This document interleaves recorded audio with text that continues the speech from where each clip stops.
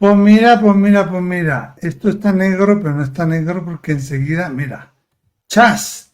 Y le damos, mira Oye, qué color y qué por brillo y qué maravilla. favor. Es que Lola, todo el mundo se va de vacaciones, pero cuando todo el mundo se va de vacaciones, nosotros volvemos a la acción. Nosotros volvemos a la acción, volvemos al déjame contarte, volvemos a estar con vosotros y con todos. Antes estaba pensando, ¿no? Que esto es intemporal, le llega a la Claro, gente en el momento que le tiene que llegar. Entonces, claro. no sabemos cuándo es, si ahora o dentro de un año o dentro de 6 meses. El caso Sí, es que no nos vamos a ir de aquí, vamos a seguir estando con nuestra comunidad y con todos aquellos que nos mandan un mensaje, un audio o un vídeo al 688-736631 más 34 cuando se llama fuera de España. eso es que ya llevamos 6 años y medio ya, ¿eh? Que Sí, se sí, dice fácil. Y hay gente que ahora está viendo vídeos de hace un tiempo y que sí, contestan. Bueno. Pues sí. hoy, Lola, nos vamos a ir a Cuenca. A Cuenca, en España.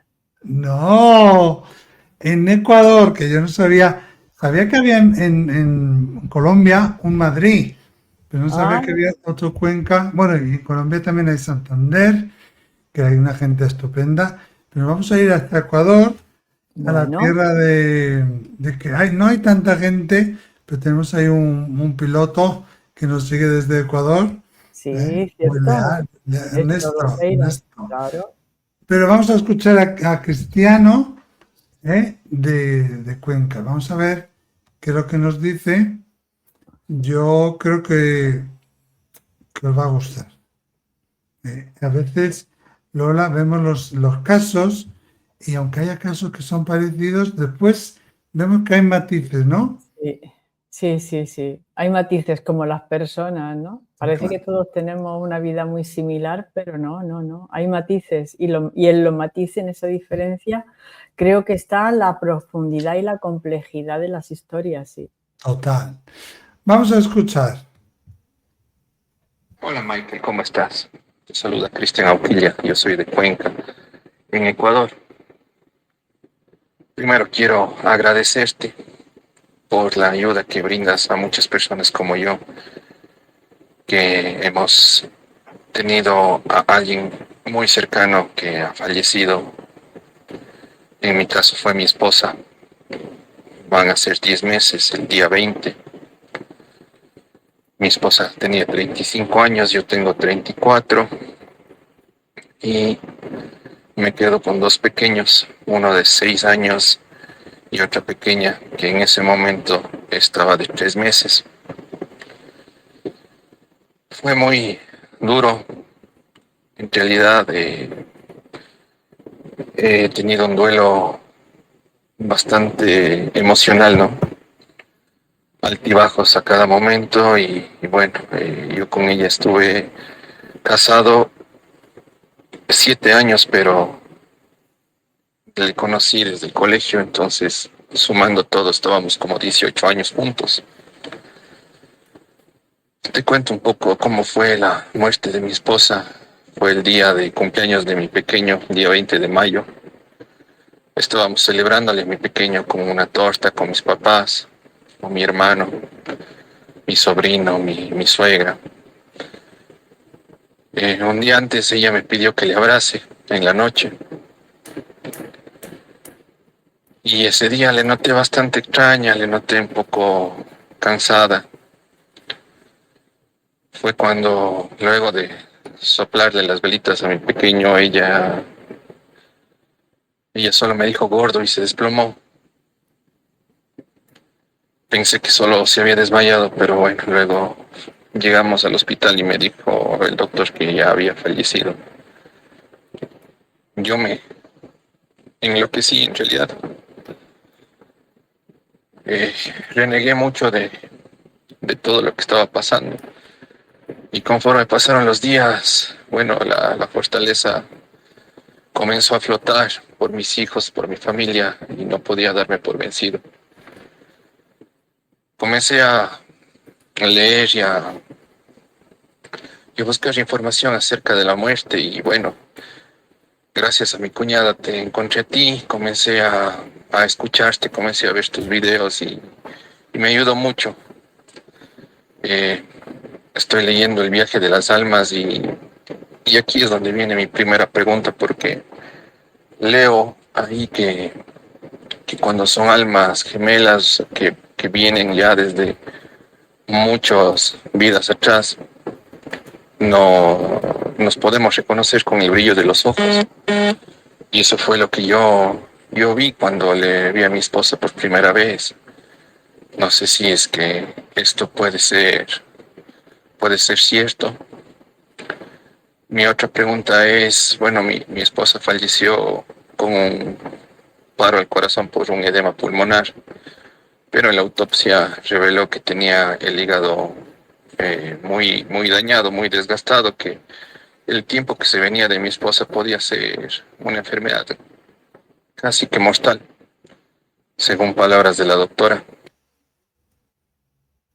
Según palabras de la doctora, yo quiero preguntarte a ti porque el otro día escuché en uno de tus videos que mencionabas que las almas cuando deciden irse es porque ya acabaron su misión o porque ven algo que no puede hacer cumplir la misión que ellos tenían aquí, entonces deciden marcharse. ¿Crees tú que pudo haber sido algo así? Eso, Michael, te agradezco por tu ayuda. Tengo otras preguntas más, pero bueno, espero poder hacértelas conforme avanza el tiempo. Un saludo y muchos éxitos. Bueno, muchas gracias a ti. No entiendo bien si es Cristian o es cristiano, ¿no? Pero, Yo he entendido cristiano, pero sí, ha dicho también el apellido, eso no lo he entendido ya. sí, no. Pero bueno, que gracias a ti por seguirnos y por todas las cosas bonitas y el cariño con el que nos hablas. Qué historia más desgarradora, ¿no? Alguien tan joven de 34 años nada más está celebrando el cumpleaños de su hijo y se desploma con un edema pulmonar. No sabemos, no sé si tú sabes o te puedes hacer alguna idea como médico, Lola, de qué podía haber estado sucediendo en el hígado, porque él no lo dice. No, él no lo dice, pero bueno, algún tipo de enfermedad, no se sabe, no sabemos si congénita o cómo, ¿no? Hay veces que hay enfermedades del hígado que ya se van arrastrando desde que uno o sea, nace con eso.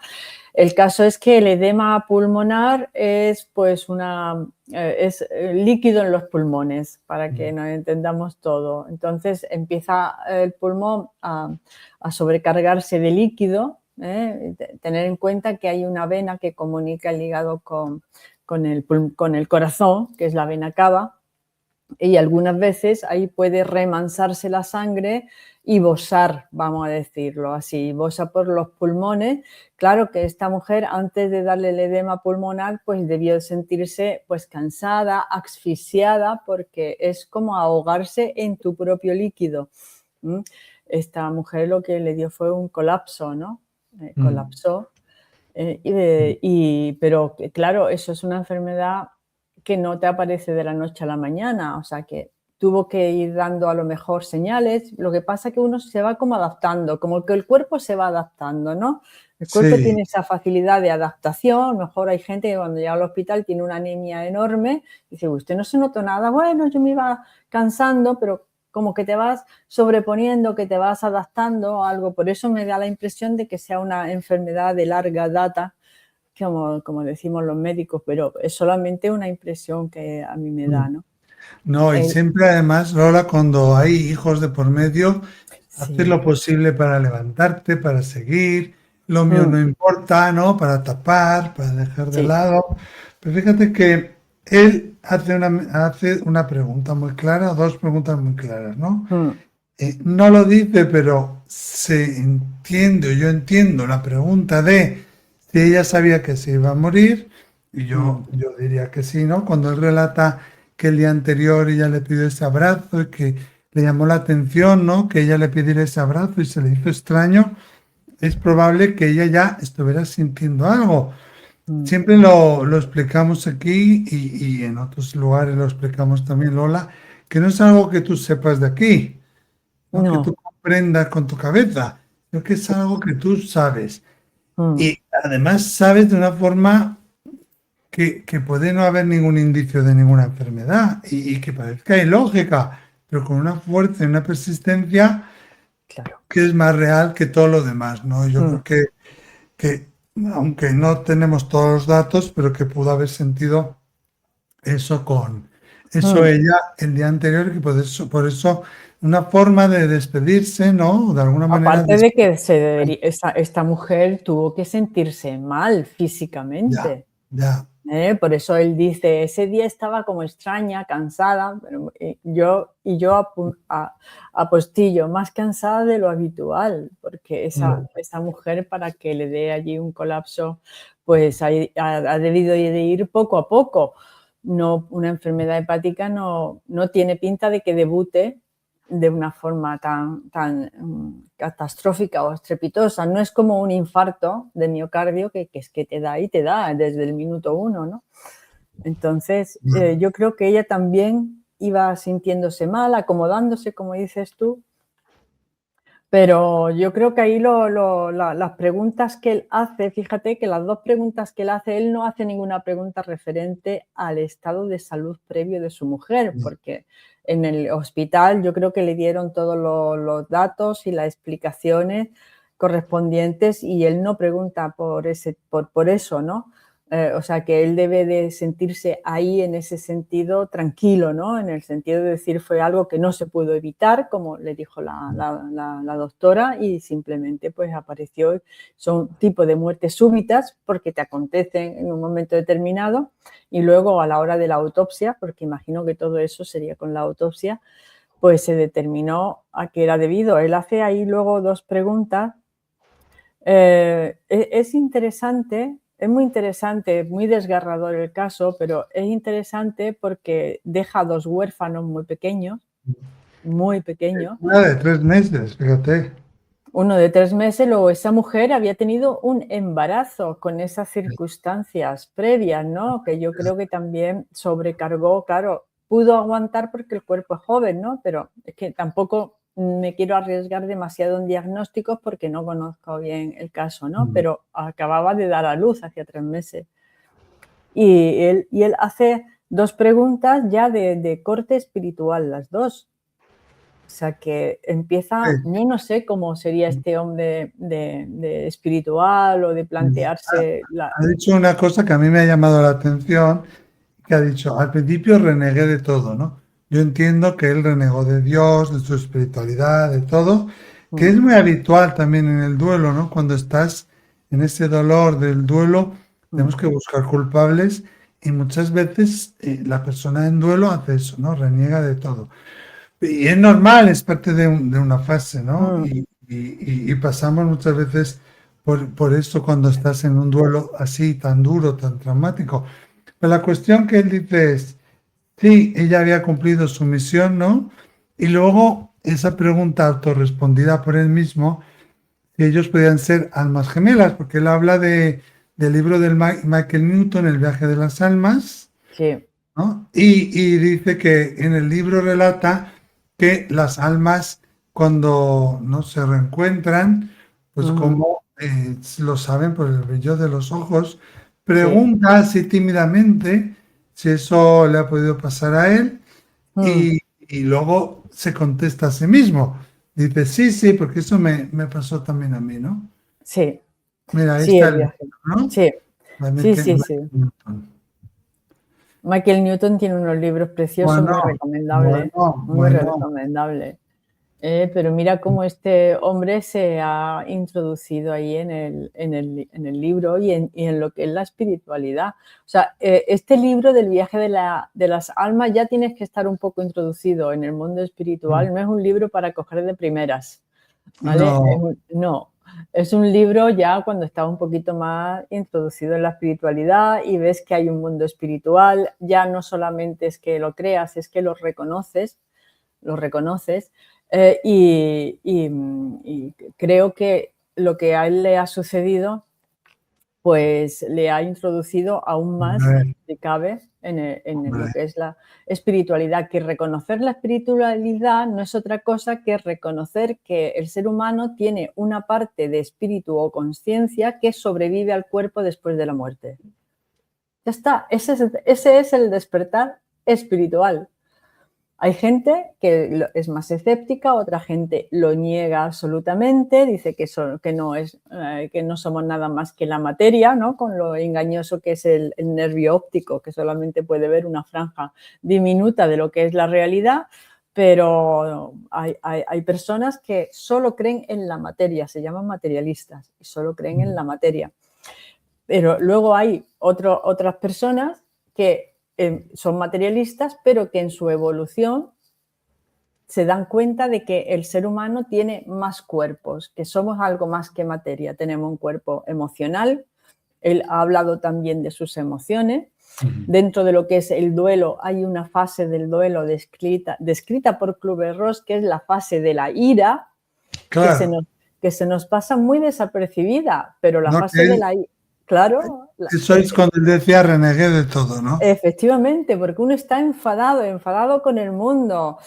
A mí me dice la gente, está mi marido o está mi hijo, que no se le puede decir nada porque a la mínima salta, está insoportable, no hay quien lo aguante, haga usted algo. Mire, es que eso es una fase del duelo, no hay que hacer nada.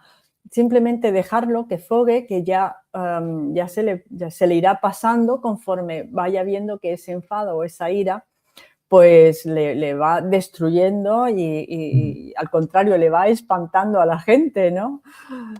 Pero es Claro, una fase del duelo. La negación, la siguiente fase es la fase de la ira. Y muchas veces pasa desapercibida o se le achaca a otros motivos. Y yo creo que él hace la pregunta, primero, de que si son alma gemela y segundo, que él mismo, como tú dices, se la autorresponde. sí. Y luego él se pregunta si su mujer se ha marchado porque ya terminó su misión, ¿no? Y yo me pregunto si las personas, para realizar una misión, no tenemos que marcharnos. ¿Por qué? ¿Por qué lo digo? Porque Ya te entiendo. sí, porque algunas veces estamos aquí en este mundo para cumplir un determinado tipo de misión, pero sobre todo para dar luz a la materia, o sea, para dar claridad a la materia. ¿Qué significa? Pues para despertar espiritualmente, para saber que no solamente tenemos un mundo físico, sino que somos un espíritu que está experimentando en la materia. Y en ocasiones o muchas veces nos damos cuenta o empezamos a investigar o empezamos a adentrarnos en este despertar espiritual cuando tenemos una pérdida muy gorda. Cuando se muere un hijo, cuando se muere un padre, cuando estamos en el duelo, es cuando las personas empiezan en muchas ocasiones a acercarse al mundo espiritual, a preguntarse si hay algo más que sobrevive el cuerpo, porque uno no acepta que el otro se haya marchado. Cuando tienes una crisis, claro. Claro, efectivamente, que es cuando tienes una crisis. Aparece una crisis, aparece una noche oscura del alma, como la llamaba San Juan de la Cruz y Santa Teresa de Jesús, los místicos. ¿Por qué? Porque las personas, cuando nos adentramos en el mundo espiritual y empezamos a leer libros de corte espiritual y a darnos cuenta que somos algo más que materia, nos convertimos en místicos. Ya. Ese es el misticismo. El misticismo Preguntarte cosas y investigar y cuestionarte, ¿no? Y sobre todo buscar la búsqueda, ¿no? Pero fíjate, yo le diría eso, ¿no? Que nadie nace solo y nadie muere solo. Claro. Y claro, podemos decir que uno se va de aquí cuando cumple su misión. De ahí luego tenemos esa otra parte de las personas que se van voluntariamente, que a veces decimos, bueno, se fueron antes de que terminaran su misión. Bueno, sí, porque a veces les es insoportable estar aquí y todos los recursos que tenían para lidiar con esta realidad, pues fallaron y no aguantaron más, ¿no? Pero también podemos darle la vuelta a la tortilla y mirarlo con otro prisma, que es por donde ibas tú, yo creo, antes, ¿no? Que uno se va cuando ha tenido su misión. Sí. También a veces la misión es, ¿sabes? Coger las riendas de tu vida y ser responsable y tomar acción. Y porque no siempre está escrito, tú vas a morir con 34 años o tú vas a morir con 80 años. Y una vez está escrito que a menos que hagas esto, te irás. O si haces esto, te irás. Es decir, que hay una parte de ti que tienes que tomar una serie de decisiones y a veces cuando no las tomas, te irás, ¿no? Que cuando es tu hora, pero también si no tomo responsabilidad sobre mis actos, bueno, pues a veces pues tengo un desenlace que yo me pregunto si es tu misión morir, vas a morir, eso está claro. Puedes alargarlo una semana, 2, 3, no más.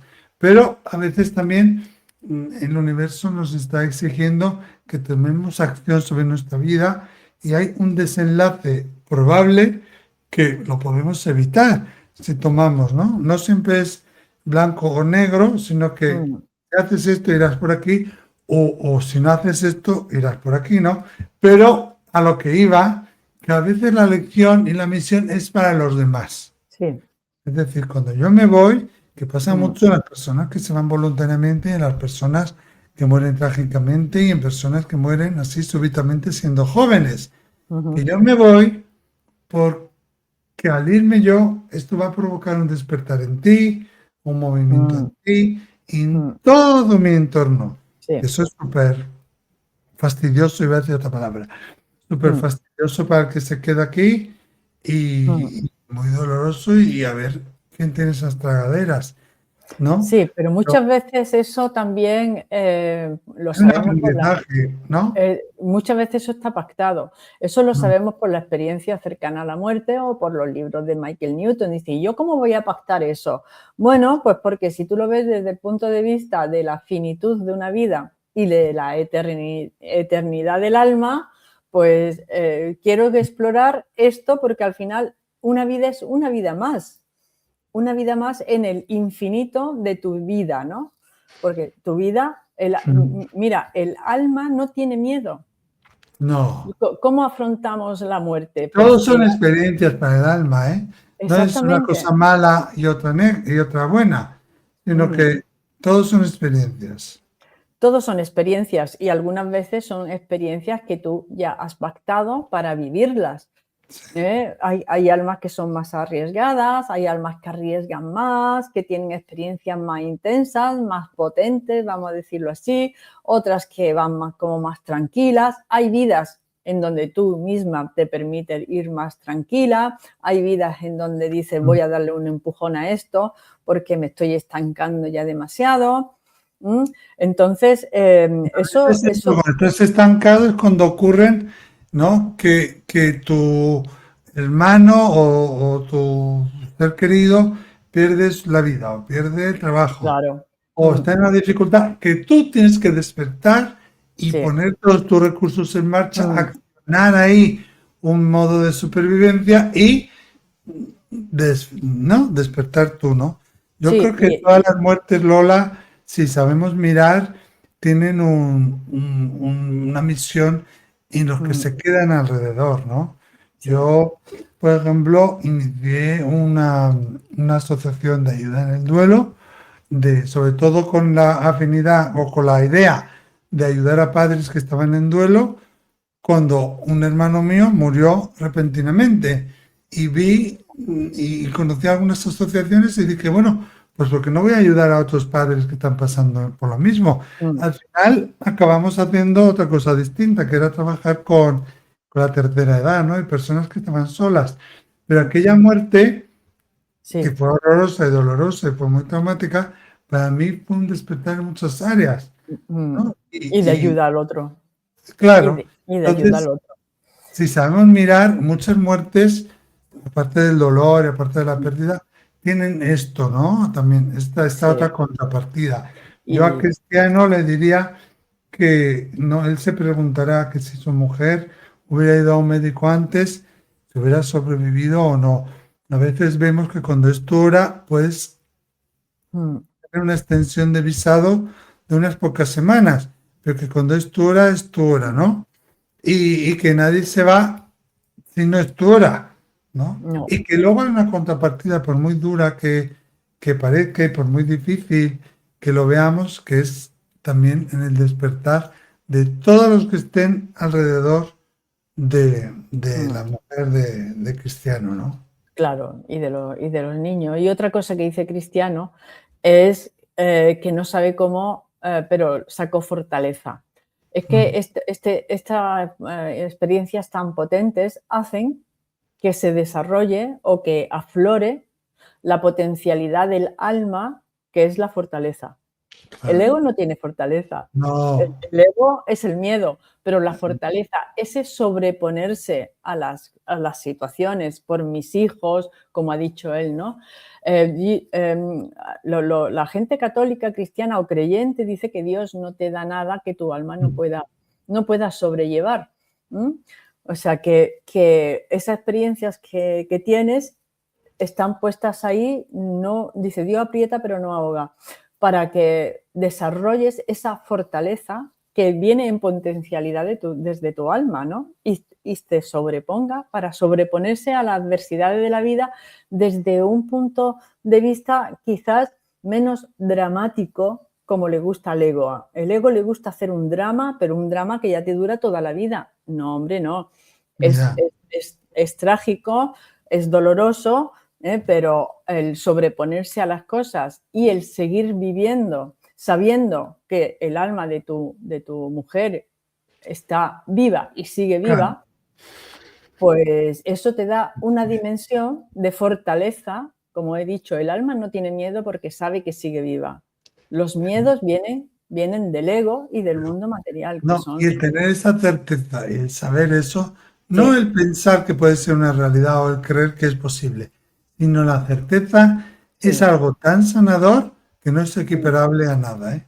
Te da una liberación. A ver, el dolor sigue ahí, no, Claro, pero el dolor sigue ahí, pero el drama que monta el ego, ya no está. ese drama disminuye, ¿vale? Total, ese ya no está. Te va a doler, claro que te va a doler, ¿no? Pero lo ves de otra manera, dice, me he sobrepuesto, he sacado fortaleza por mis hijos, ¿no? Porque ahí empiezas también a trabajar lo que es la compasión del otro, ¿no? Cuando ves al otro vulnerable, ¿no? Y yo quiero estar, de repente notas que sientes la fortaleza de la compasión que te da el pensar en el otro, que en cierta manera ha perdido y muchas veces ha perdido más que tú, ¿no? Porque ha perdido la madre, tú lo has disfrutado 35 años, pero esos niños, pues el que tiene 3 meses no lo ha llegado a conocer, ¿no? Bueno, este es ahora otro debate que podemos empezar, cómo esa madre sigue estando al lado de bueno, los niños.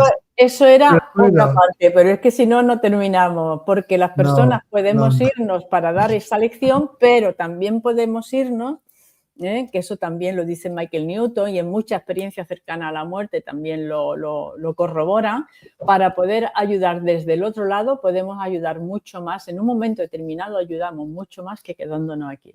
Claro. Bueno, ¿vosotros qué opináis? ¿Qué le diréis a Cristiano? ¿Qué creéis que eso es? ¿Que cumplió su misión su mujer? ¿Que hay alguna otra misión detrás de este fallecimiento tan trágico?